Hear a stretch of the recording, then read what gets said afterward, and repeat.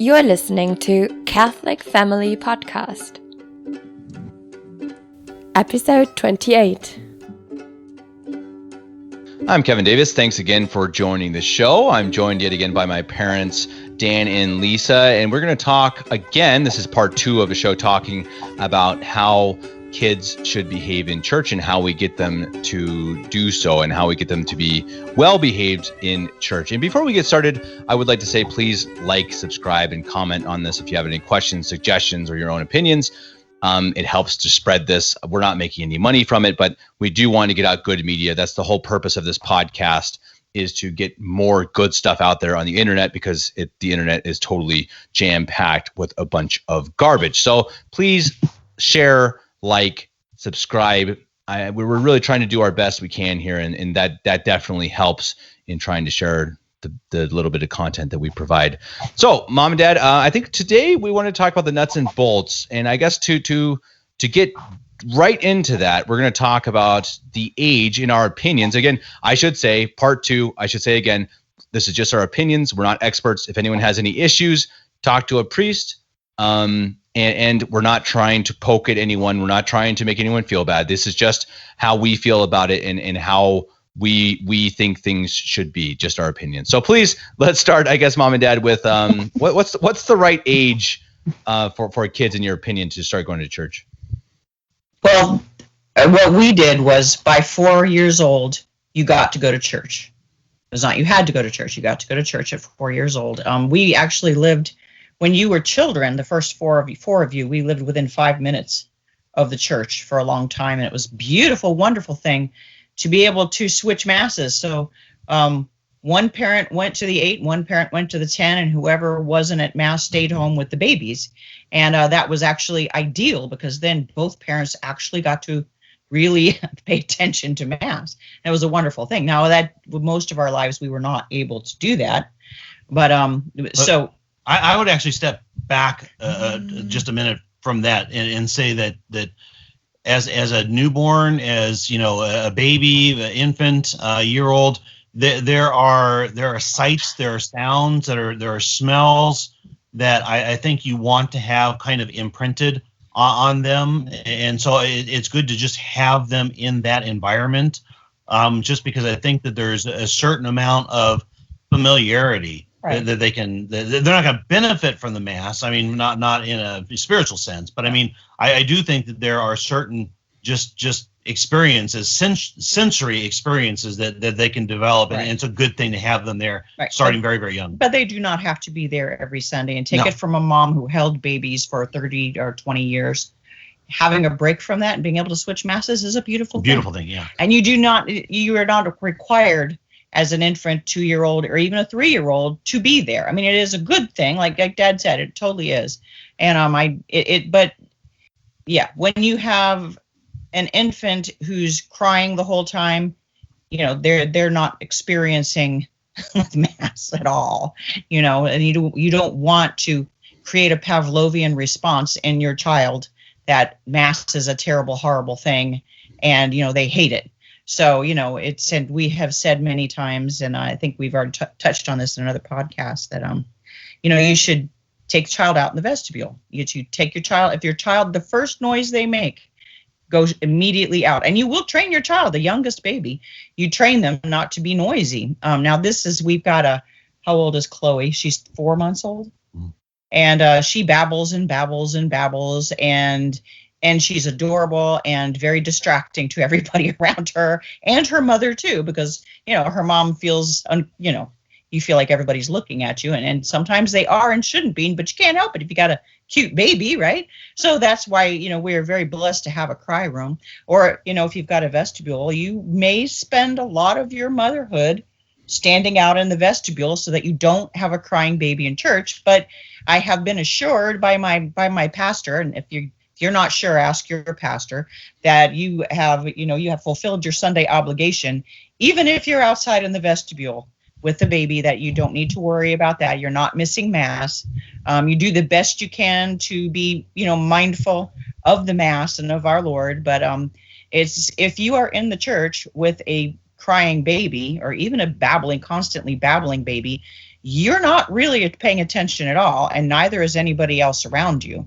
So, you do yourself a favor, you do the people around you a favor, you do the priest a favor, and you actually are doing your child a favor to take them out immediately, so that they learn, it just at a very basic level, that kind of noise making is not appropriate in Mass. And one of the practices we had it was hard. It was hard for us, especially as we got a little bit older, was when they are a year, 18 months, and they're not to the point where they can sit still, they can kneel, they can stand, they can just be quiet.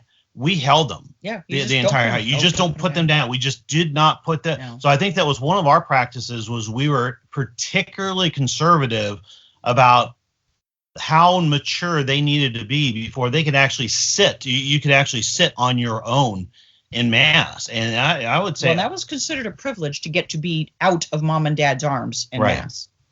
Right. And that's usually 2 to 3. Yeah. And then, you train bit by bit. And this does not happen overnight. By about 3 years old, most children can be trained to sit fairly still, not crawling all over the pew, not underneath the kneelers, not turning around staring at the people behind them. Thank you very much. They're so adorable, but boy, is that distracting. By 3 years old, you should be able to sit fairly still and face forward in your pew. And this is our most volatile, tactile children. By 3 years old, you got to keep on them, and it doesn't happen overnight. But you can train them by 3 years old to be decent. By 4 years old, they should have it down, and you should be able to, for the most part, be able to trust them to sit quietly in the pew, and to learn too that when the people behind you are kneeling forward, you lean forward to get out of their way so that their hands can rest on the back of the pew, and that you're not distracting them that way too. And for us, 4 years old was a big line in the sand, and what we called it a minute ago, we were talking about this and said it was kind of the age of awareness, where a 4-year-old is very much aware of their surroundings. And so what you can do, I mean, we had, like Mom said, we had the grace of being able to split Masses. So as a 3.5-year-old, what we did with several of you was to not allow you to go to Mass from about 3.5 to about 4. And then when you turn 4, now you start playing the mind games, right? You get to go to Mass. It's a 4-year-old is such a big boy, such a big girl, and you get to go to Mass every single week, and it's such a privilege. 4 years old was a big birthday. 4 years old was a big birthday, because at that point, and now they're excited, they're grown up in their minds, they're 4 years old, and now they can go to Mass and actually participate and be there. They don't really know what's going on, but they can sit quietly and be good. So and then when they do sit quietly, you praise them up, down one side and down the other, and you tell them, see, now you have to behave in Mass so that your little sister, your little brother are watching you, and you need to show them how to behave during Mass. And feeling like a big kid is a big deal to a 4-year-old. So it's a very effective way of training them. But you gotta, it's gotta be constant. It can't be Sunday morning. You talk about this through the week too.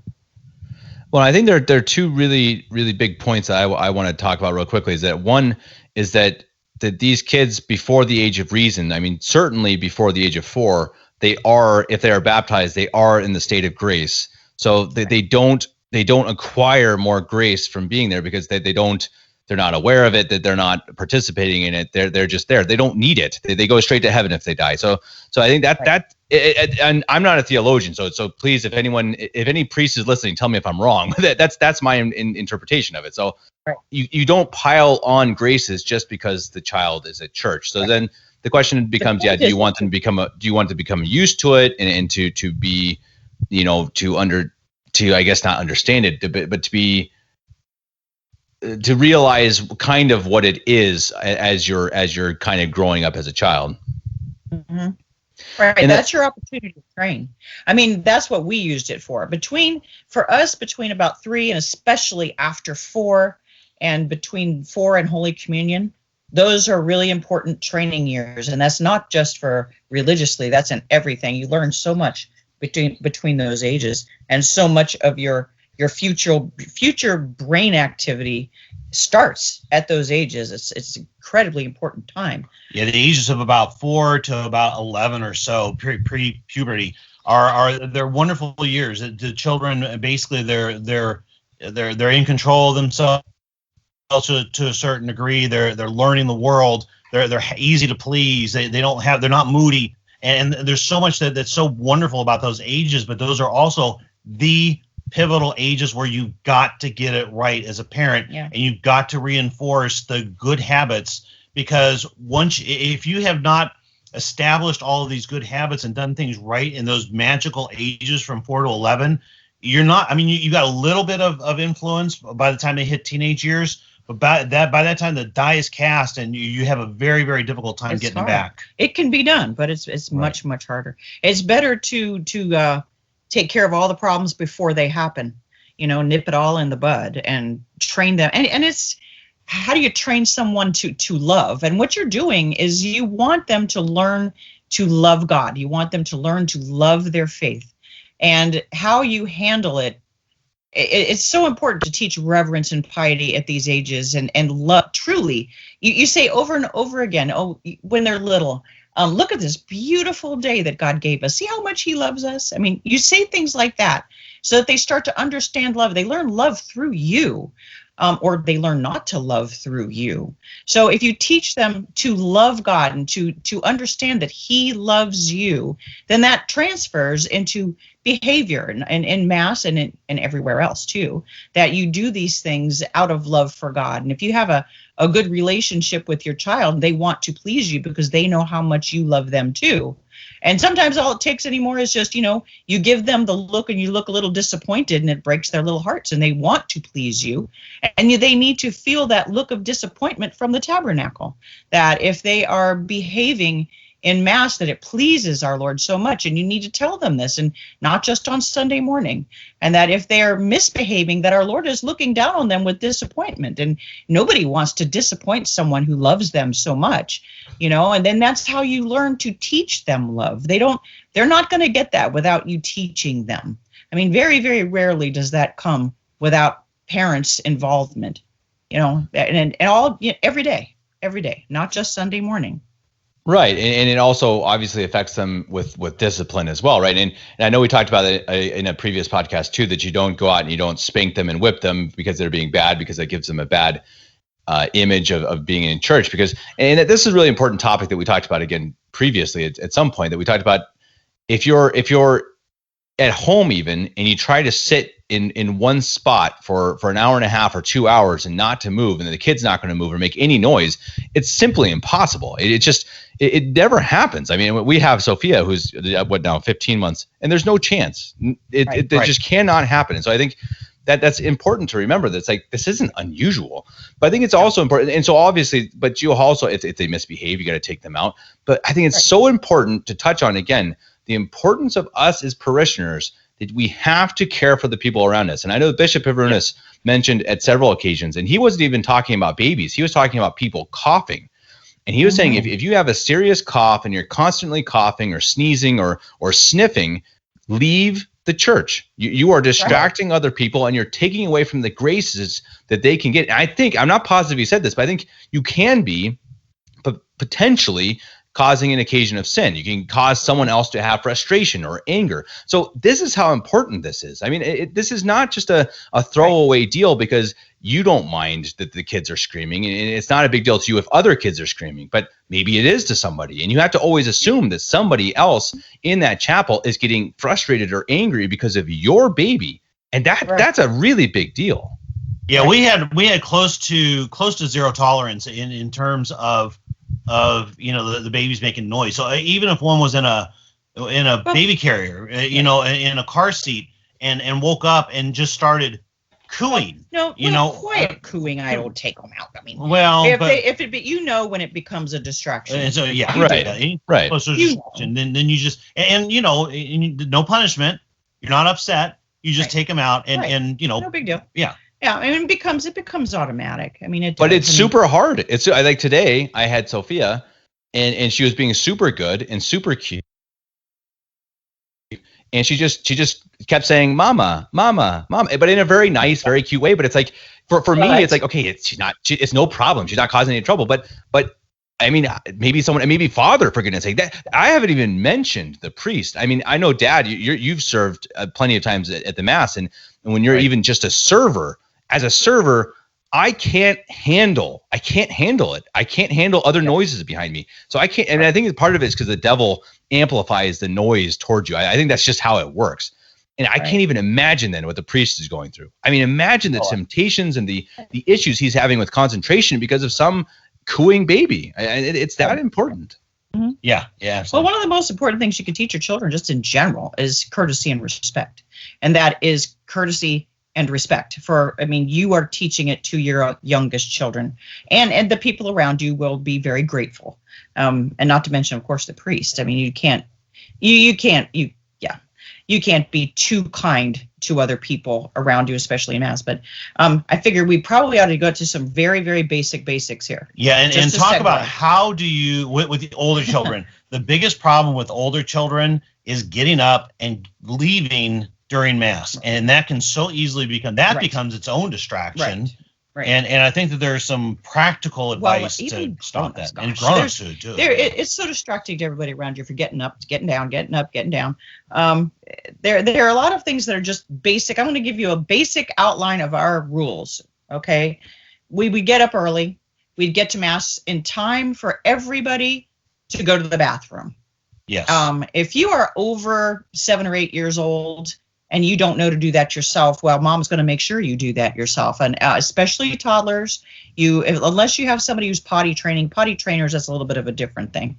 But they don't get up to go to the bathroom. If you're going to throw up, well, yes, obviously you get up and go. But you learn to read your children's cues. You know when they're just trying to pull something over on you, and they will try to pull it over on you. So you make it a hard and fast rule. We go to the bathroom before Mass. And we do not leave during Mass unless you are going to die. It's non-communicants. We feed before Mass. There is absolutely no reason for them to fast. And if they do fast, they're going to be cranky and miserable and irritable and crying. And that's an easy one to forget because you're fasting and your older children are fasting. And if you all of a sudden, force a little one to miss breakfast, that's you're going to have trouble. Yeah. And, we always had a long ways to go. So we would have, don't give them sugar, for crying out loud. Don't give them sugar. And some kids are very, very susceptible to, sugar. We would give them a bag of Cheerios and they would nibble on the Cheerios on the way to church. Do not, please, I beg of you, do not bring food into the church, except for a bottle for the children. All you're doing is teaching your child a habit that you are going to have to break later, not to mention the fact that it leaves a mess and it's really kind of disrespectful. And it creates scandal. I mean, there are those who will see children eating in Mass and it'll be a distraction. They won't be able to concentrate on Mass. Exactly. And that's something that Mom and Dad should have the wherewithal to take care of before Mass. Feed the child. Just feed them. Bottles, of course, obviously bottles are not going to be a problem.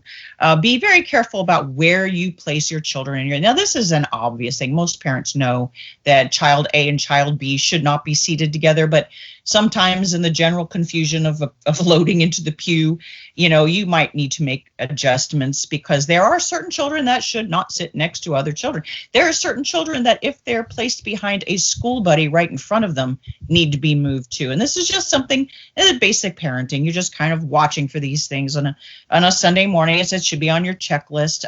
I don't know if Dominic and Michelle are listening, but I think they would probably still misbehave if they knelt next to each other in church. We don't let them sit near each other.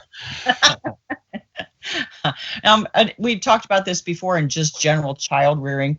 Talk about, you've got your music playing beforehand and you talk to your children and you tell them your expectations every Sunday. Don't think that you ever don't do it. Tell them your expectations before Mass. You say it out loud. It should almost be like a mantra. This is how we expect you to behave today. We expect you to be good, and we know you can do it. And if you behave yourselves, you get a donut after Mass because bribery talks. And if you aren't good, and then if they aren't good, they don't get the donut. I mean, you really do have to stick to your guns that way because they'll use you. They will totally use you. And another one that I would put out there is that if mom and dad, especially, are mad at each other, suck it up and make you've got to make mass, you got to make rosary a happy place where there is no conflict, and no matter how much you have to pretend everything is okay. We're never mad at each other. Yeah, have that. If you're going to have the fight or you're going to have harsh words for each other or whatever, do it when you need to do it, but keep it out of the context of mass and of holy, holy things like the rosary. Right. I mean, and then there's a certain level of, formality that does need obviously to be held up. But I have to say that one of the best moments of my entire life, my dad was a very, very strict guy, and he would gather us all together for the rosary, and you had to even pronounce your words properly. You had to, my dad was a stickler, a Navy man, right? But so we were all a little bit of afraid of the rosary, actually. And then there was one day when my baby brother fell off the couch in such a way that he did a complete flip and landed on his butt. And my dad started laughing and laughing and laughing to the point that he couldn't finish the rosary. And we had to break for 20 minutes and then come back and finish the rosary. We did that a few times too. Yes, we did. And then that's, what? Sometimes that's a really good thing. It's okay. Yeah. That, you don't ever want your children to get the idea that there is no joy in religion because there's a lot of joy in religion, and probably God was laughing at that flip too, but just to say that there should never be moments of hilarity in the mass, in the church. If something like that happens, and you know what, sometimes it does, you got to train your children, get up, go out, compose yourself, and come back, and then be careful they don't use that, because then they'll try to use that. Boy, kids are sneaky, and they will use you. They will try to get out of things. But I'm trying to think if there's any other. Oh, okay. So there's certain things. All right, this is a little trick of ours, and I know that not everybody would want to do it, but it worked very, very well for us. When our children were about between 4 and 5 years old, they were required to fold their hands when they were in the pew or hold their missal. And then we had a lot of little children's missals and saint books and things like that. And if they were not folding their hands, they had to hold their missal. If they weren't holding the missal, they had to fold their hands. And it went a long way towards stopping fidgeting. And almost nobody liked to fold their hands, so they held their missal, which is exactly what I wanted them to do, because you do need to train your children to use their missal. When you grow up and you are able to attend mass and pay attention and contemplate without your missal, that's a wonderful thing. That's a wonderful goal. But when you're under the age of, most people under the age of 20 maybe, you really do need your missal to keep your brain on the mass. I mean, most people do, and especially children under 12 really do need to learn how to follow the missal. And that's sort of basic. And we had a special grace, I think, or a special blessing, whatever you're going to call it, where our oldest son, your brother Paul, was an absolute master of self-restraint, even as a child, as a 4 or 5 year old. And so he picked up on kneeling properly and folding his hands properly and reading the missal properly and all that. And he set a perfect example for all of the rest of you, so that when it came time that you had to learn to have the proper comportment in mass, you just had it. You just had it. But I mean, it might be a challenge for you, Kevin, where, Sophia may or may not have that same discipline like Paul did, but I think it's going to be particularly important that you help her set the standard that the older ones can look up to. Right. It's very often that your first 2 practice pancakes are so important, because they do set the scene for everybody following. A lot of their hardest work is with the first 2 kids. And then afterwards, it actually in some ways can be easier if the first 2 or 3 set the scene for everybody else. And kind of, you guys were the heavies that if mom and dad didn't catch it, you or Paul did. Mm-hmm. We talked about not leaving church. It's very important to me to teach children at the youngest age to face forward. I was sitting with a 3 and 4-year-old granddaughters yesterday at Mass, and it's a very easy thing. All you do is you put your hand on their head and you just turn their head forward. You don't even need to say anything. And if they look at you out of the corner of your eye, you wink at them and smile, and you point it up at Jesus. And it's not a hard thing to do, but it's something that you have to constantly do and train them to face forward. So it's very distracting to the people behind you when they're turned around, staring at them. And that's something that's not that hard, but it just takes a lot of perseverance. And in those little battles, I mean, what you find is if you constantly win those little battles, like their heads turning and getting their heads turned correctly, you don't end up typically having to take on the big battles, right? Yeah. And basically they'll learn and they'll self-adjust themselves. Right. And then afterwards, when they've been good, whisper in their ear that you're so proud of them for being so good for Jesus. And look how I know that Jesus is just looking down there at you, just probably even hugging you right now. And little ones respond to that extremely well. And they remember that and they want to please. I think that it's we are all damaged by original sin, but I think there is still that instinct in all of us to want to be loved and to respond well and to try to please in this way. And then it's not that hard to elicit it in church. Right. And as we all know, kids and everyone they actually want authority. I mean, on the surface, they don't, and they want to act out, but they don't want to just be on their own. They want to be told what to do, and they want to be given a form of how to live. I mean, that's why we're here. That's why kids have parents. They don't just sprout from the ground. And God made this all for a reason. There's a reason for everything. And part of why there are parents, obviously, is to raise the kids, to teach them how to act. And I think that if there's anything that I take from all of it is that you can do it. You can get your kids to behave in church, and it's infinitely important to do so. And the last podcast I did with Father Benedict talked about the dignity of the Mass.